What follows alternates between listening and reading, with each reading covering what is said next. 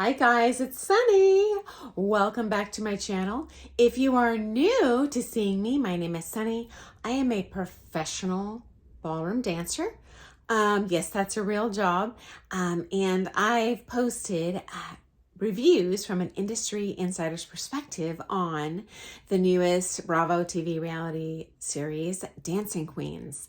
And in response to those videos, I've received some interesting questions. You are welcome to comment on this video if you have any questions about clarifying what you hear today or other things you'd like to know about the ballroom dance industry or competition world. And so in this series, we see Gael's pro Nino is gone almost the whole time. I think they only do one comp together in that first season because he's at Blackpool. And what is Blackpool? Well, that is the world's most prestigious ballroom dance competition. And if you missed the first two videos, this is going to be my third video on Blackpool because there's so much to share here that I think you'll find interesting. So if you missed those first two, definitely check those out. And let's get started.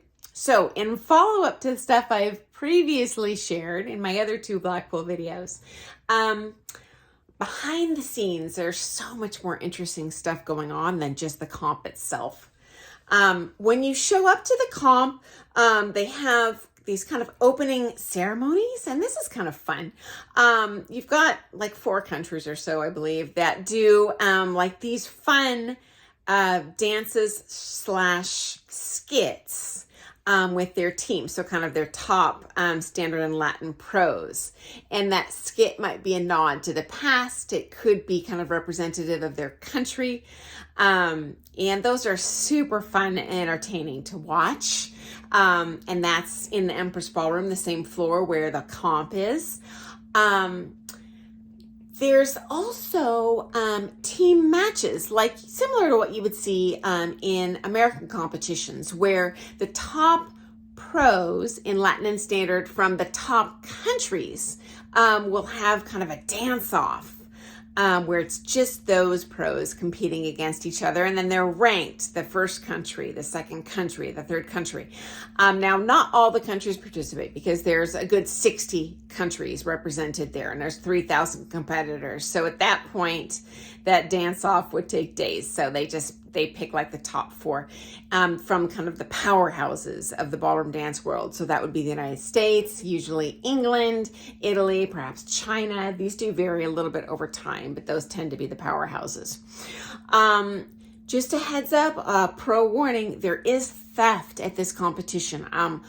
I'm not throwing an entire nationality or region of the world under the bus. However, the economies in kind of that former Soviet bloc are not as wealthy as the rest of the world. And so if you leave your costumes or bags in the dressing rooms, they will probably be ransacked. I've lost some things that way, so learn the hard way. You either station one of your friends to guard your things during your heats, or you go put them on your seats in the ballroom where they're more easily visible, okay?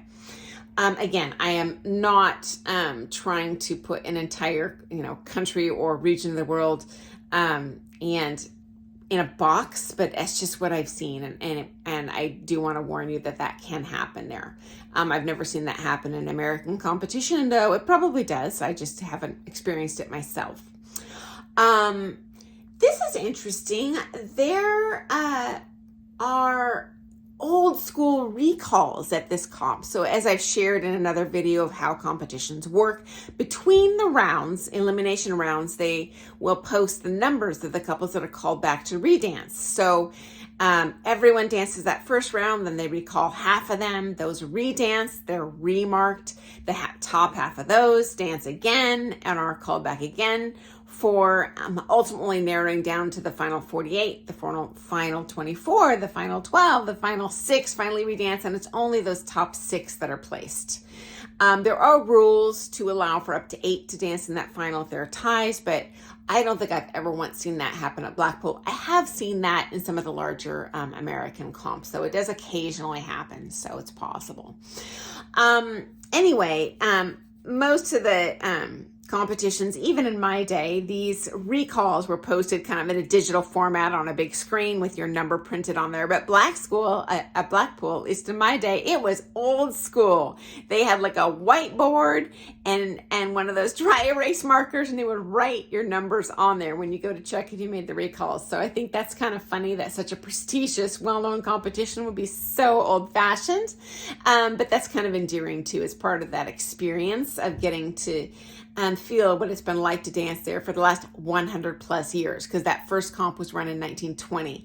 It's also not only the most prestigious comp in the world, but the oldest, longest running. So often the competitors change costumes between rounds. They usually do. So that's interesting. Also, the competitors, I would highly recommend you watch as much of the competition as you can between your heats. It's good to see what your competition is doing, and you can learn a lot too. I think anytime you compete, it's worth 20 private lessons. You know, just that pressure of performing with the microscope on you, pressure to prepare. You can kind of take it easy if you're just a social dancer and not really work as hard. Plus, even if you're not competing there, just watching higher level competitors, you can watch and learn and emulate a lot that you can't necessarily catch on a two-dimensional YouTube video if you're watching comps on here. Although there are many comps available on YouTube.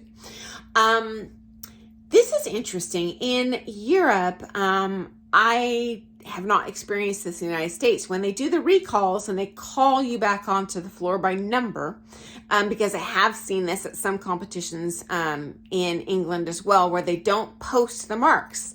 They just, you stand by the side of the floor and see, okay, did I make the callbacks? You have to listen to the MC. Okay, couples number, 100, 127, 100, 28. They will list them in order.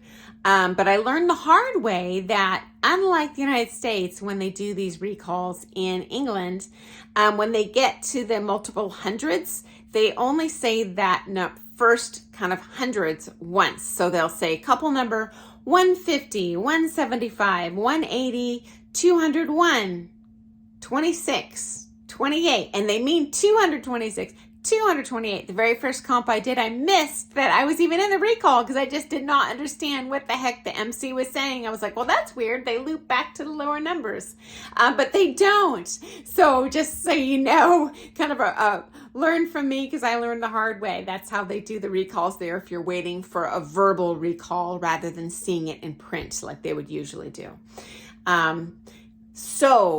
Next up, the Blackpool Tower. So this is where they originally hosted the competition. They have since changed to another ballroom just up the street, 5-minute walk away, called the Winter Gardens, and it's the Empress Ballroom in there. But in the olden days, it was held in the Blackpool Tower.